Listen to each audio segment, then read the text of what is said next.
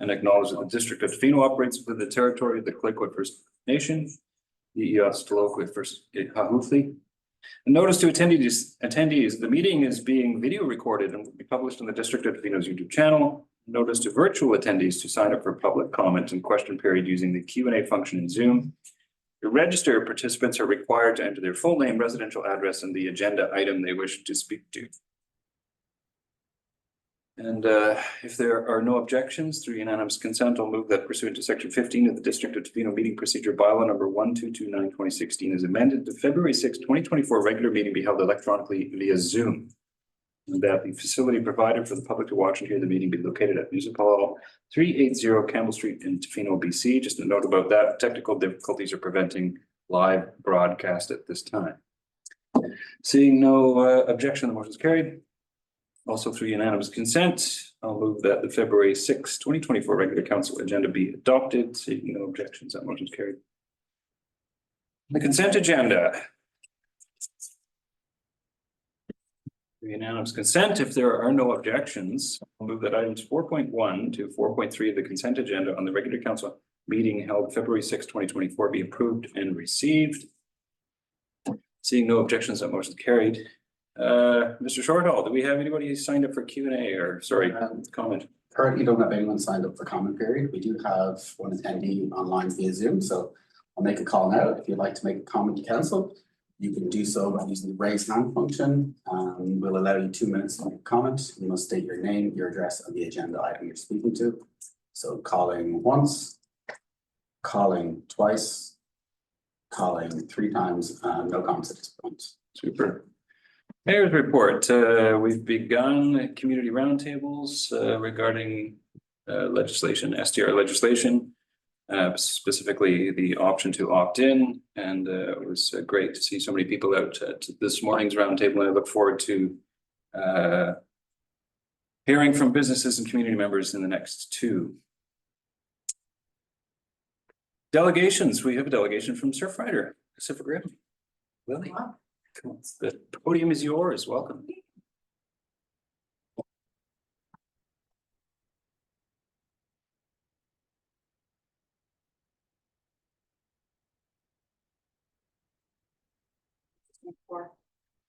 Awesome.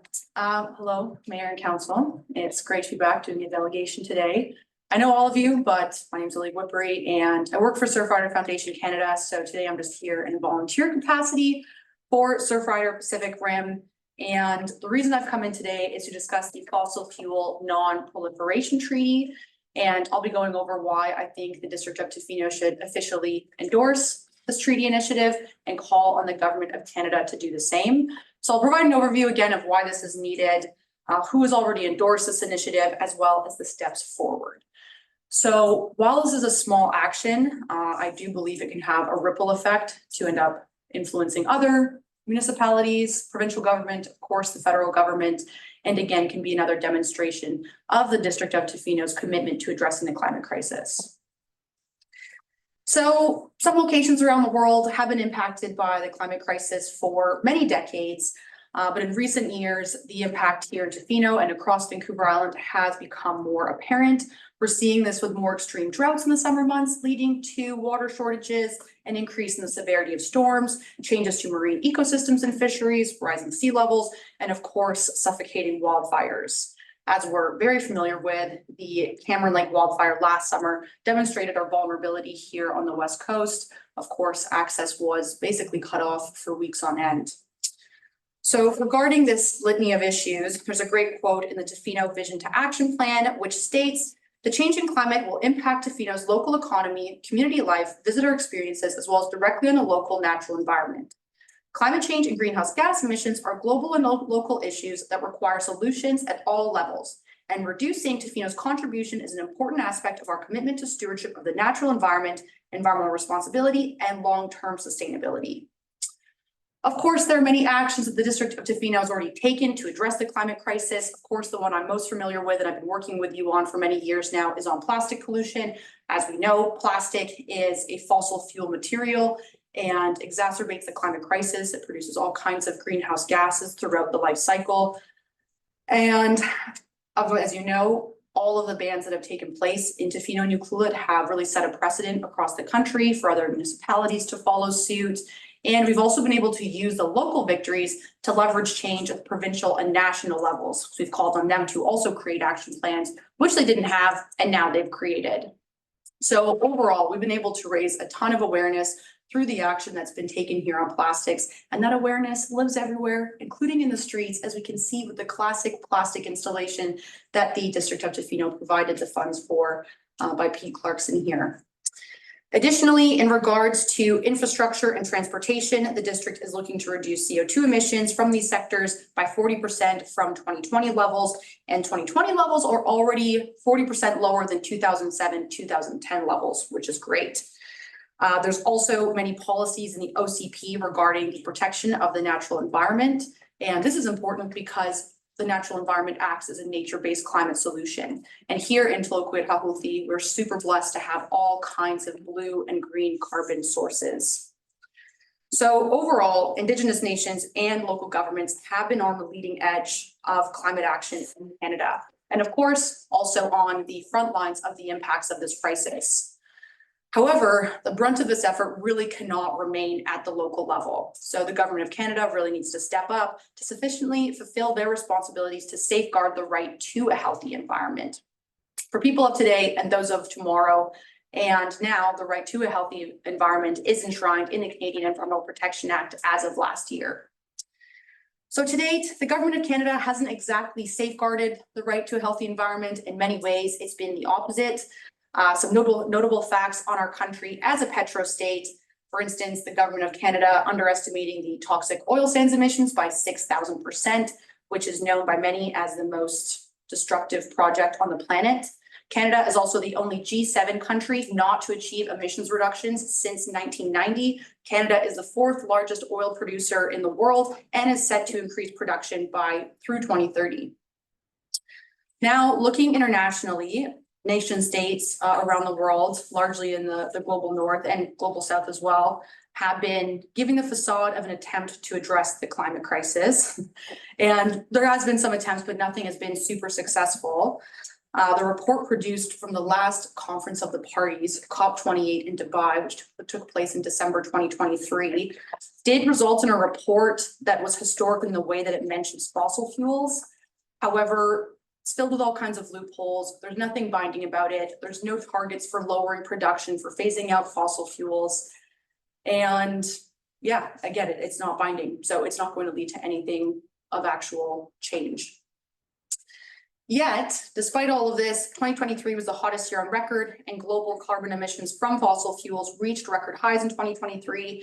And despite all the painful evidence of the climate crisis, governments around the world still plan to produce double the amount of coal, oil, and gas than what's consistent with the 1.5 degrees Celsius warming that is the threshold for a livable planet by 2030.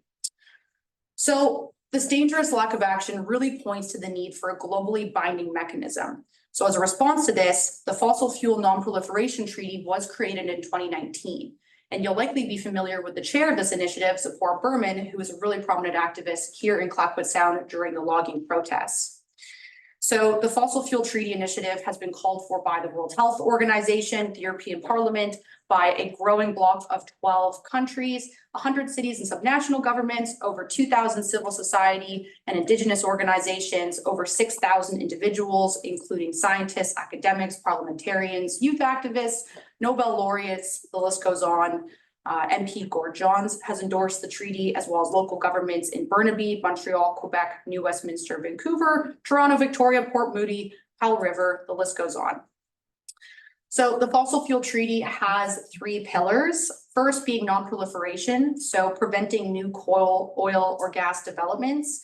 2, an equitable phase out of existing fossil fuel production plans. And 3, a just transition so that no worker, community, or country is left behind. Of course, again, this initiative is important because it's calling for a global fossil fuel treaty that is binding. And as we've seen with many global treaties, these can be created efficiently and have a drastic impact. As we've seen with the Basel Convention, the Montreal Protocol, the Treaty on the Prohibition of Nuclear Weapons, among many others.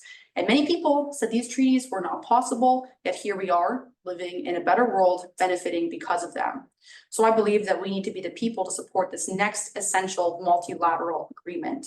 Just as nuclear cities played a really critical role in building momentum towards banning weapons of mass destruction, now councils around the world are uniting to call for a fossil fuel non-proliferation treaty. So the actions for moving forward, what I would love to see on behalf of the District of Tofino Mayor and Council, I'm asking you to put forward a motion to endorse the fossil fuel non-proliferation treaty and to call on the government of Canada to also endorse the initiative. I think this is an important step that all local governments in Canada should be doing. And to conclude, nothing is impossible, but everything is at stake, as Robin Wall-Kimmerer shares. Despite the escalating climate crisis, even a wounded world is feeding us and gives us moments of joy. And I know all of us here want to see this wonderful world continue. And in the last decade of doing environmental work, District of Tofino has shown me that through collaboration, we can make some pretty incredible change and really inspire change in the hearts and the minds of all the people that live here and the people that come to visit here, Tofino, and of course, the broader Tla-o-qui-aht tribal parks. So I'm hoping you'll make me the happiest citizen in Tofino, at least for a little while until I come up with another scheme, which is inevitable. And yeah, endorse the fossil fuel treaty initiative. Thanks so much. That's great. Comments from council? Yes, make a comment. Council, anybody? Do you have offhand a list or a place I can go to find out how many municipalities in BC Yes. endorse them or have a motion to endorse them?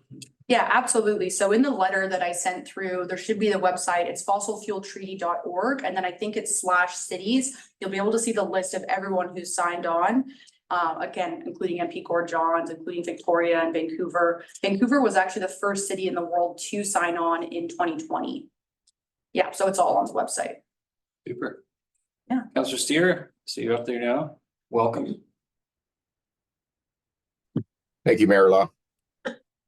I have, you know what, I'm going to start off as saying I very much appreciate Surfrider and working with Surfrider, and I think this is an extremely important initiative and movement. My one, actually, I have a couple of concerns with council endorsing, you call it requests that are kind of beyond our purview as a municipal government. Is that we do get a lot of requests to go beyond and sort of, requesting the federal government to do this or requesting the provincial government to take action, et cetera, et cetera. And my one concern is that besides the resources that it requires that happen behind the scene is that the danger, even though this is a great, it's a great thing and we have lots of great initiatives, the danger is that council will open ourselves up to endorsing things and putting our time and effort into as I say, initiatives that are outside of our particular purview as a locally elected government. And that's my one concern. It's great to hear that Gord Johns is on it because he is our federal, elected official. And so when I hear requests for endorsements to the federal level, then the appropriate avenue is through Gord Johns. Because he's who he's my elected official and my representative in the federal government. And likewise, when we have initiatives that we want to lobby the province for, then we have a system of going about that. We're part of the Association of Vancouver Island communities, and we put forward motions, and then those go to the Union of British Columbia Municipalities Convention, and they get voted on, and then they go to the province. So there's a whole back story of like a hierarchy or a hierarchy of motion, but a way that municipalities sort of tackle initiatives at a federal or provincial level. So that's my only caution, but I'm going to throw it out to council for council's feedback. Council. I mean, I'm in support of this, but I understand everything that you have said. and I understand that we have staff that are dedicated to a lot of stuff that's going on at the moment. Not to say that this isn't important, but is there a way, are we able to like sign on individually if the district doesn't sign on to it as a whole? Is there a chance to like lend our voices in that way? If I just don't know if staff have the time to dedicate, unfortunately. I did read the list, so I did read, you know, the municipalities that have signed on and globally and nationally. I did notice there was an extensive list of elected officials as well, and I thought maybe that would be one way that elected officials in Tofino could sign on personally. Mhm. And but as a council to kind of keep our present process in place, and we refrain from going beyond our purview. So that I think that might be a compromise. Can I comment? Absolutely. Yeah, I hear you on the second part. I think I'm thinking of like, how can local governments influence the province and the feds? And of course, I understand you have processes for doing that.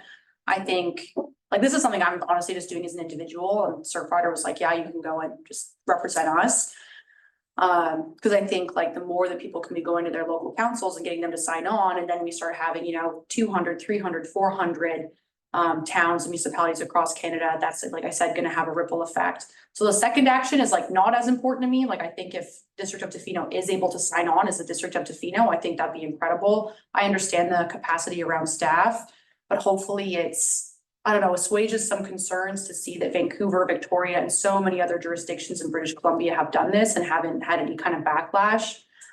Especially because it's not a legal initiative. Like, it's an initiative that's just voluntary and people are showing their support for it. So it's much more symbolic that can hopefully lead to greater change. However, if you're not open to doing that, then of course you can sign on as individual mayor and council members as well. Comments from council? Council Anderson? Well, I think that municipalities can have influence at the federal level, and we have a Federation of Canadian Municipalities that mayors attend and are quite impactful, I think, on federal policy. I think some of the efforts that Tofino has made in the past that seem to be tackling large and global issues have had an influence. And along with Surfrider's work as well, I think that the plastic bag thing, I think that sort of went up the chain with municipality, starting at the municipal level and moving up into federal policy after you know, some support was shown and some groundwork done just in terms of policy making and showing that there is support across a wide level. So yeah, I would have to disagree with you, and I think all municipalities have a role to play in influencing policy at all levels of government, especially when they join together and move you know, in numbers. So yeah, but and just like we want to influence education, we want to influence healthcare and well-being and wellness and things that are outside of our preview that are federal, like policing, like a whole number of things I could go on that aren't, you know, directly municipal responsibilities. We are heard more than citizens by the fact that we are elected officials, and you know, we've come to the table with community support behind us already. So when a municipality through its council speaks out, I think it's heard better than individuals. So, yeah, that's my comment. Thank you. Further comments? Do we look to council? We can, I don't think we need to decide right now, but I think if the councillor brought a notice of motion forward and, you know, and so that we know which meeting it was come to, if we wanted to debate it more, that would be the correct process. all right, For moving it forward if we want to. I like that option. So we'll do that. We'll I'll tell you what we'll do is we'll follow Councillor Anderson's advice, and councillor wants to bring a notice of motion to a further meeting, then we'll have a fulsome discussion about it. And in the meantime, elected officials, of course, anybody else can sign on to the treaty. So, Super, thank you. thank you so much. I forgot about SC. Oh, Councillor, you don't have your hand up? Do you have your hand up? I don't see it.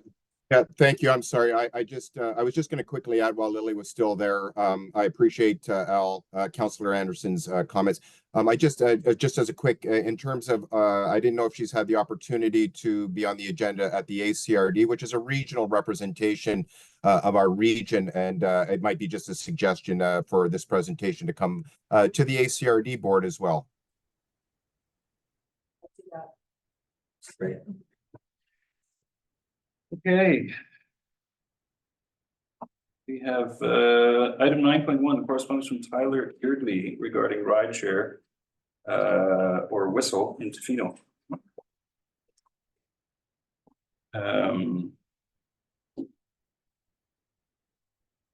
Before I say something, council? Okay, just a comment on again, we have a letter requesting council to support a specific business endeavor, and of course we are under the community charter unable to I forget what the actual wording is, but we're unable to advance the cause of a business, particularly whatever that is. I just read the section the other day. But we do have the possibility to have staff respond to the letter writer, recognizing the general need for various modes of transportation in the region to support residents and businesses. So I'd be happy to make a motion if that's what council would like. Any comments from council? Okay, I can, if council's amenable to me directing staff to respond to the letter writer, I can do that. Yes. Councillor Steer did have his hand up. I'm not Where's sure the hand? Where's the hand? I can't see the hand. I know, there's a screen, I gotta go. Oh. See better on But I was looking for it there and I was gone again. I was just going to support You're Mayor doing Long. this. I was just going to support your proposal. Okay, well then there we go. Then I'll move from, if no other comments, I'll move from the chair. The staff be authorized to respond to the letter writer recognizing the need for various modes of transportation in the region to support residents and businesses.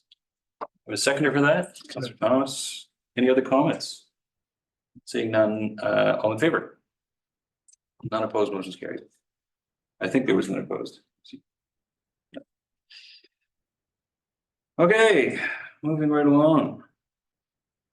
We have bylaws. We have one zoning amendment bylaw for adoption. Welcome, Mr. Lady. Yes. Good evening, Mayor and Council. Before we, you rather go to the motion, I just wanted to provide an update on process since the bylaw was granted third reading at the December 12th council meeting. In that previous report to council, staff indicated that following third reading and prior to adoption, a development covenant would be completed, which highlights the authority of the district to refuse future subdivision and building permit issuance based on limitations to water supply. Since then, we received an opinion from our legal counsel advising that given the district and the approving officer for subdivisions already hold the authority to deny subdivision and building permits on grounds related to insufficient water under the Land Title Act, the Tofino building bylaw and the utility bylaw. entering into a development covenant for the same purpose would be unnecessary and redundant. So following this advice, no development covenant was created, and instead staff drafted and delivered a formal letter to the applicant, clearly outlining these existing authorities and the possibility of future permit refusal. So that's the only sort of nuance that I wanted to communicate, and no other changes to the bylaw occurred since third reading. Excellent, thank you. Questions for Mr. Later? Seeing none, would somebody like to read this motion? No, Councillor Steer, are you going to read the motion, or do you have a question? I'll read the motion. That the District of Tofino zoning bylaw number 1327/2023 be adopted. Seconded by Councillor Thomas, all in favor? Sorry, assuming no comment. None opposed, motion is carried. Thank you. Okay, moving on, business initiated by council members. Do we have any business initiated by council members? Councillor Thomas? Well, I went to LGLA last week, so Local Government Leadership Academy, and attended their annual conference. It was pretty enlightening, lots of talks about asset management, which I know Tofino's a big fan of, well, in the way with that, natural asset management, everything. Of the weekend was kind of viewed through a climate lens as well. So we talked about media and communications, but through the lens of Kelowna and some of the fires that they had dealt with. So that was pretty interesting. I don't know if I have anything that kind of came away that is super relevant to Tofino. A lot of the housing stuff was talked about was Bill 44 and things that apply to larger communities, but it's always good to touch base with what other municipalities are talking about and kind of how they're viewing some of our short-term rental woes and such. Yeah, just wanted to update that I went and I found it very fulfilling. Super. Excellent. How many days was it? It was 3. 3 days in Richmond. Fantastic. Any other business initiated by council members? Seeing none, moving on. Question period, Mr. Shortall, do we have anybody signed up for question period? We have nobody signed up at the moment. We do have some attendees online via Zoom, so I'll just do one call. If you'd like to make or ask a question of council, they can do so now. Raise your hand via Zoom and state your name, address, and the agenda item you're speaking to. It's calling once, calling twice, calling 3 times. No questions at this point, Marilyn. Super. Okay, well, then we'll move to the recommendation to move into closed session. Would councillor like to read the recommendation?